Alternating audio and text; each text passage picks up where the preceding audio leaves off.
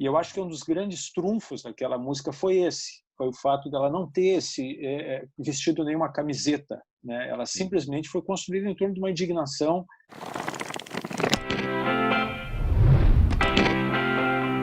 Olá pessoal, olá você que nos escuta, olá você que nos assiste, aqui eu de novo, Marcelo Pertilli, junto com meu amigo, meu parceiro de crime, professor Juliano Keller do Vale, professor Juju. Tudo bem, professor Juju? Como vai o senhor?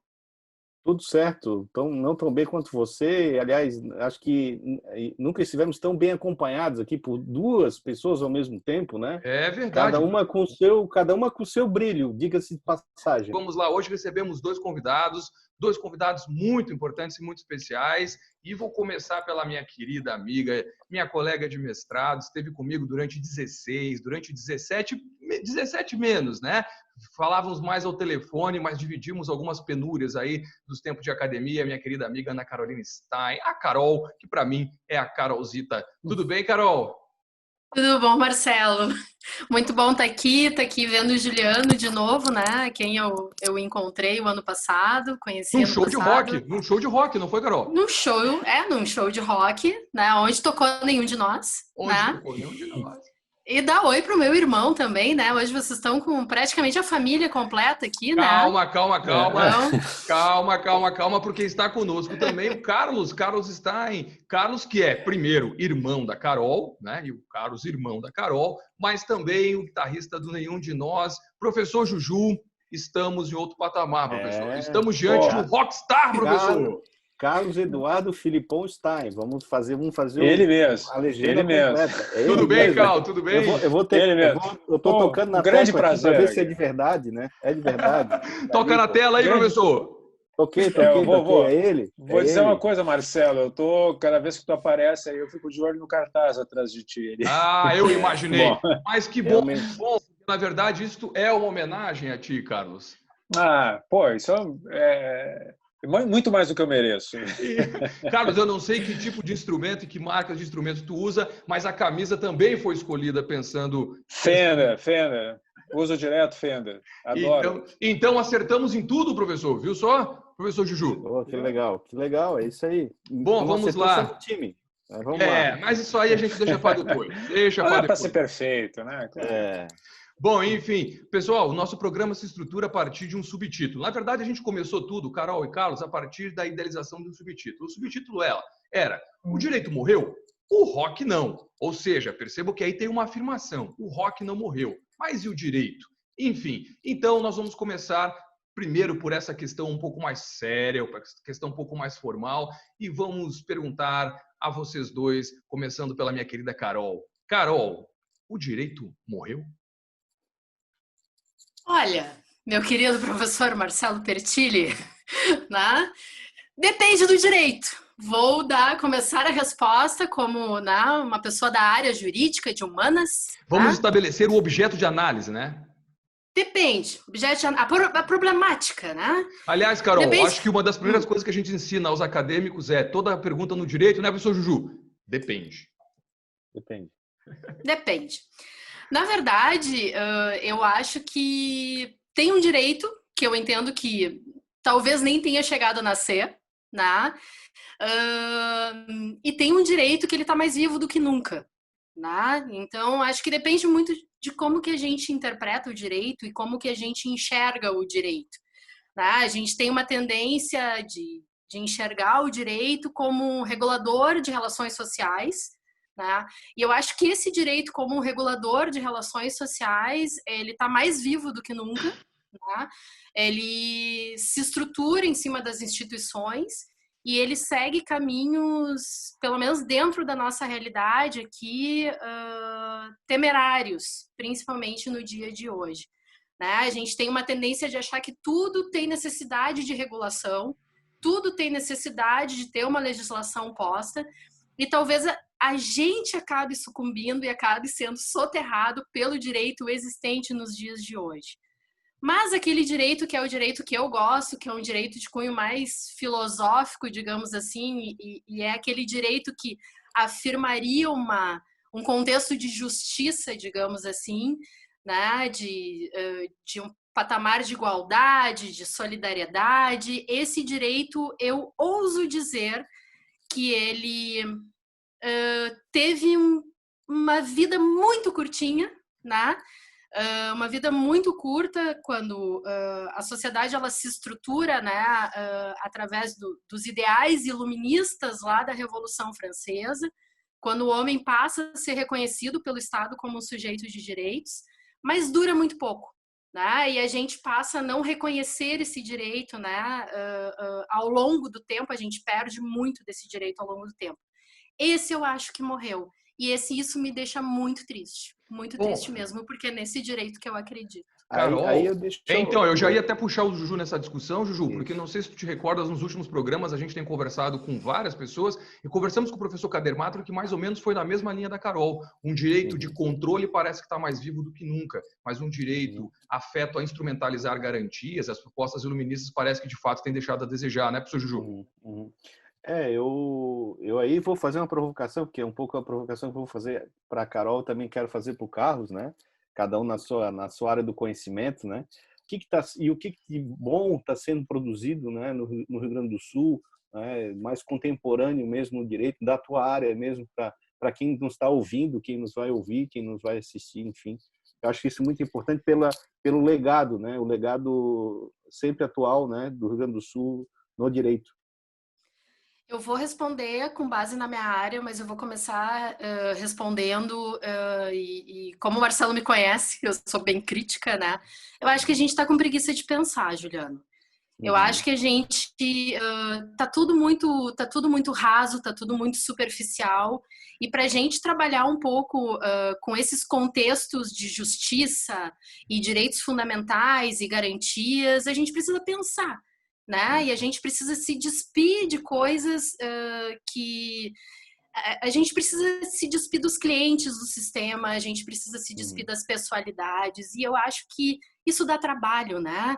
A gente pensar e tentar trabalhar dentro da gente mesmo os nossos próprios preconceitos, né? Mas, Carol, tu como professora, como é que tu vê o ensino jurídico hoje a partir disso, então? Dessa dificuldade que se tem muitas vezes de mostrar para o acadêmico de direito, para o estudante, a complexidade do sistema jurídico e convencê-lo a encarar um estudo do direito a partir de algo que naturalmente é complexo?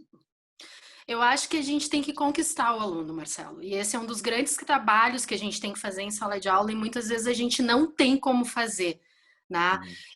Eu começo a minha cadeira de processo penal, a minha primeira aula de processo penal, eu trabalho com eles toda a Declaração Universal dos Direitos do Homem. Eu chego a dar uma aula de história para eles, para mostrar que esse sistema de garantias, ele se estrutura numa base iluminista, ele se estrutura numa base histórica, né? Quando o cidadão ele passou a ser visto pelo Estado como um sujeito de direitos.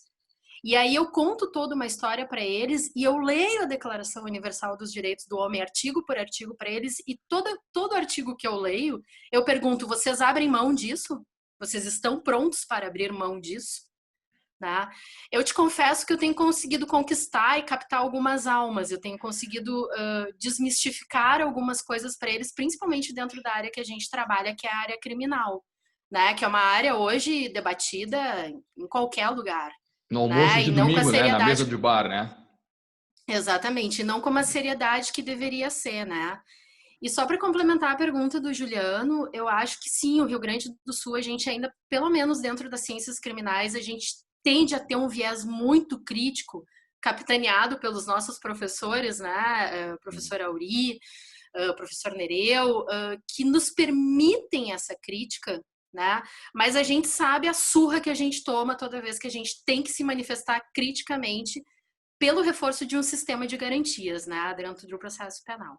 Mas, Carol, especificamente a partir daquilo que tu estudaste lá no mestrado, com relação ao teu objeto de pesquisa no mestrado, como é que tu vê a questão que eu sei que tu trabalhaste com a ideia do indúbio pro réu e alguns princípios são tão caros a um processo penal de garantias, como é que tu vê a realidade de hoje?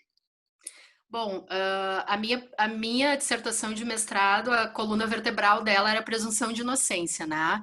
Isso por si só já me coloca um passo de ser queimada na fogueira, né? Porque quem responde um processo penal não pode nunca ser presumidamente inocente, né? Eu tenho que presumir a culpa, né? E eu tenho que provar a minha inocência. Eu noto, assim, que é uma dificuldade muito grande de trabalhar, é um tema difícil de trabalhar, porque a gente tem que fazer com que as pessoas virem o eixo, né? Então, assim, e na prática hoje a gente está liquidado, né? Na prática hoje tu entra num processo para desconstruir uma acusação, né? Quando eu deveria ser mais inerte, né? Então, Ser eu defesa, confesso né? Ser defesa, não totalmente. ser ataque, né? É essa a lógica, Exatamente, né? né? E a Uhum. gente acaba tendo que trabalhar numa lógica de ataque muito forte. Mas eu sou Uhum. uma apaixonada pela presunção de inocência, eu acredito nela, né? E eu acredito que ela seja a base do processo penal. Se a gente não observar essa garantia, a gente não tem como observar nada, né? Bom, mas trazendo também o Cal um pouco para essa discussão do ambiente jurídico, né, Cal? Me diz uma coisa, Uhum. como que tu, em tese, um leigo para as questões jurídicas, vê o momento que a gente passa e, obviamente, a justiça faz parte da vida de todos nós. Tá? Aliás, a música também faz parte da vida de todos nós, mas a justiça é algo que acaba tendo uma gerência direta sobre a nossa vida. Então, obviamente, todos nós nos sentimos, ainda que não tratemos tecnicamente com direito, um pouco à vontade para falar dessas questões. Queria saber de ti, que tipo de percepção tu tem sobre o sistema jurídico que tu pensas, que tu olha, que tu vê, que tu assiste na televisão, que tu lê nos jornais, enfim, que está à tua volta. Bom, eu acho que a gente recentemente teve episódios que foram bastante educativos, eu acredito, para grande parte da população brasileira a respeito da relação, justamente disso que eu perguntei antes, a respeito da judicialização das questões através da prisão de envolvidos em corrupção, etc. E o que me preocupou bastante durante todo esse processo foi uma questão que a Carol mesmo levantou ali, que é uma coisa importante, que diz respeito às garantias, né? A noção da a presunção de inocência, os processos eles percorrerem, digamos, um trajeto que seja mais ou menos o previsto em lei, que não sejam feitos atalhos e que as pessoas não sejam, como é que eu posso dizer, pré-julgadas. Mas a gente está vivendo um momento também que a própria presença das redes sociais e das possibilidades das pessoas externarem as suas indignações, ela levou a uma certa extremização das questões. Assim. E isso aí eu acho que contaminou um pouquinho também o processo judiciário. Né? Eu vejo assim, né? Vamos fazer uma provocação ao Carlos, né? Quando a gente escuta Julho de 83, né? Uma letra belíssima, né? Uma poesia, né? Tudo perfeito, né? Onde é que a gente se perdeu depois de Julho de 83? Como tocar uma música dessa, né?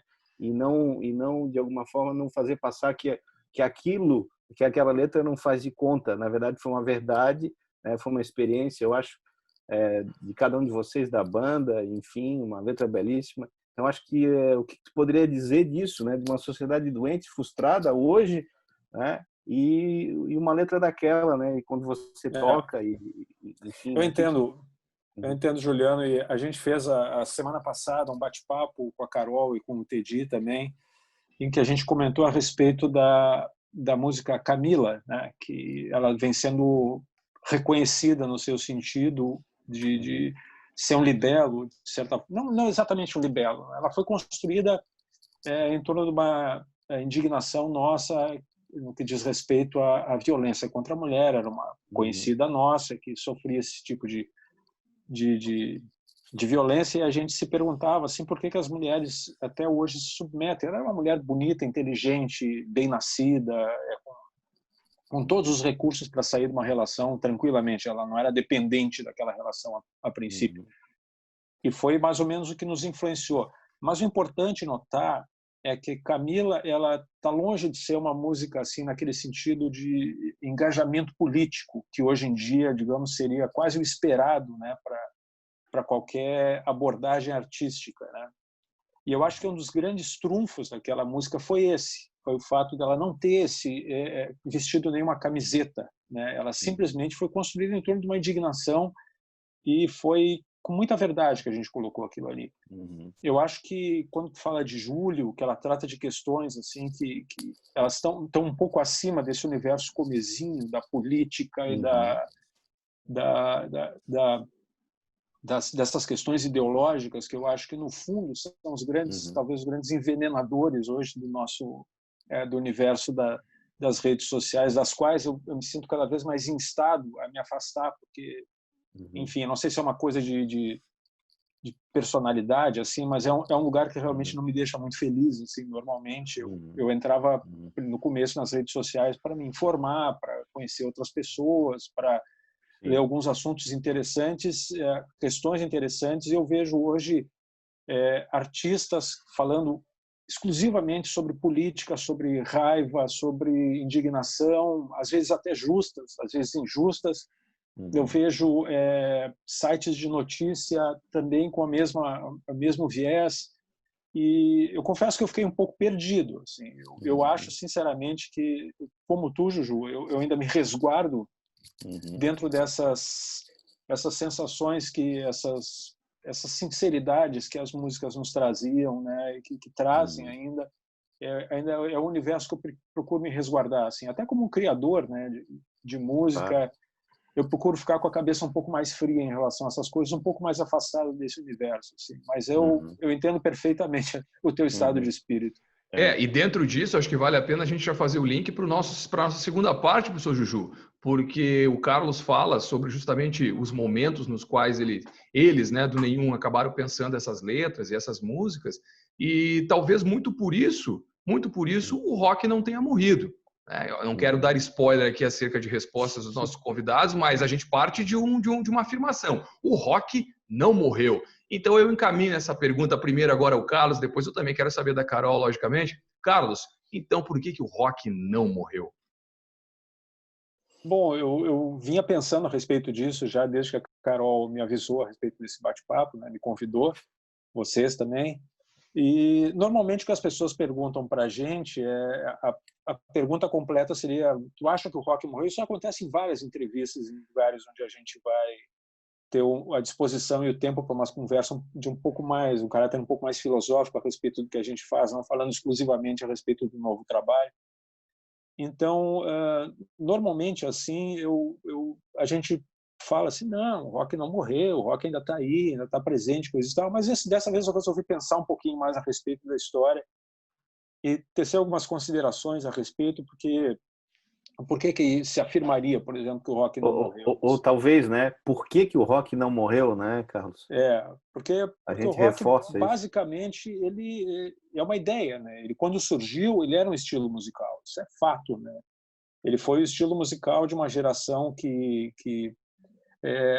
teve uma curiosidade muito engraçada, assim, que eu li em algum lugar, eu estava procurando até essa bibliografia para comentar aqui, que ele marcou a entrada na década de 50, se não me engano, mais ou menos por aquele intervalo de tempo, do surgimento de uma outra categoria etária dentro do universo da sociedade, que foram os jovens, né? Que até então, o que existia? Existia as crianças, que iam até os 12, 13 anos de idade, aos 14, 15, o cara já se vestia de gravatinha, camisa e uma calça, né?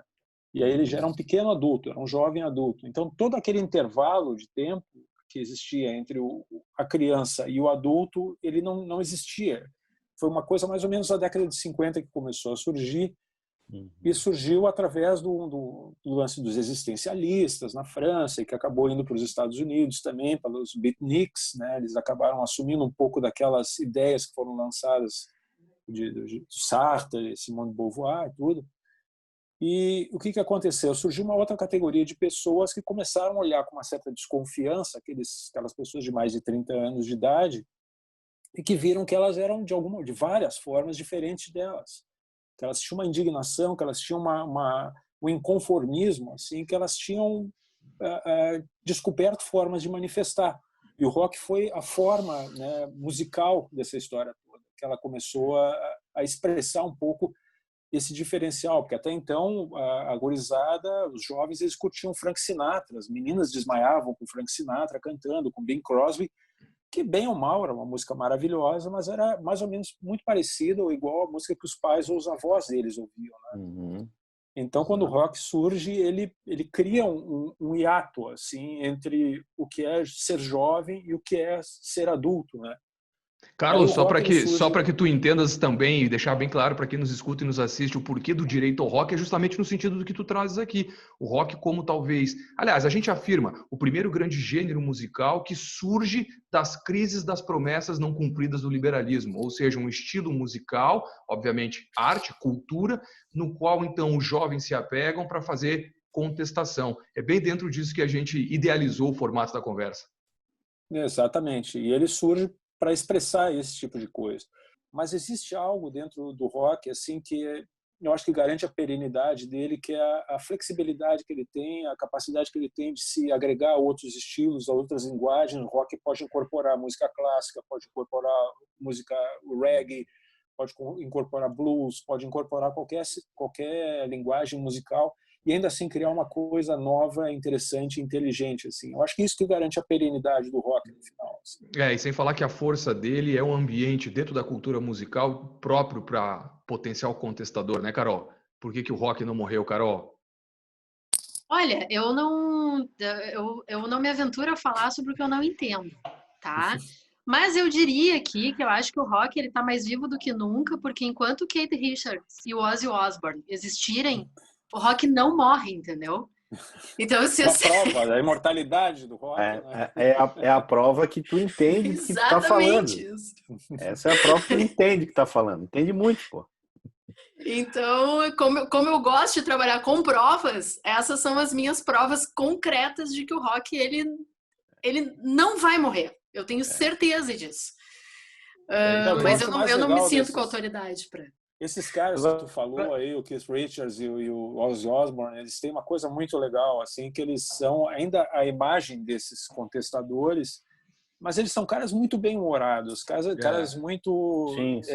de bem com a vida, eles sabem fazer as Uhum. críticas deles, saberiam fazer, sabem colocar as questões dele, mas eles têm um bom humor, né? Que é uma Sim. coisa Uma que eu leveza, vejo né, hoje. Cal? É, eu vejo Aí hoje que deixa eu provocar o Cal, né? Assim, é uma curiosidade falando do bom humor e às vezes até do mau humor, né? Cara, nenhum de nós, assim, em todos os discos, assim, sempre me passou uma coisa assim, pô, os cara têm um capricho pela produção, os caras têm, assim, os caras são perfeccionistas, assim, né? Produzir um disco, né, cara? É sempre curioso saber, porque a gente vê muita história, né? Muita lenda, né? A produção de um disco, daquela banda, daquele cantor, daquela cantora, o estresse que é, né? O Produzir, quer dizer, guitarrista não tocou, foi contratado um é, outro músico. Ali não foi ele que é, é. cantou. Sempre tem umas lendas E, dessa. é e é uma verdade. curiosidade assim, cara, é isso mesmo? Eu tô errado assim na minha percepção, né? De que a banda ela é muito caprichosa na produção, leva isso muito a fundo, né? O que É acontece, assim, Juju, né? é que a gente começou na música, a gente já não era guri, né? Eu já estava fazendo faculdade, assim como o Sadi e o Tedi. Eu já tinha meus 24 anos de idade, assim. Então, já era um cara que já não era 1987, né?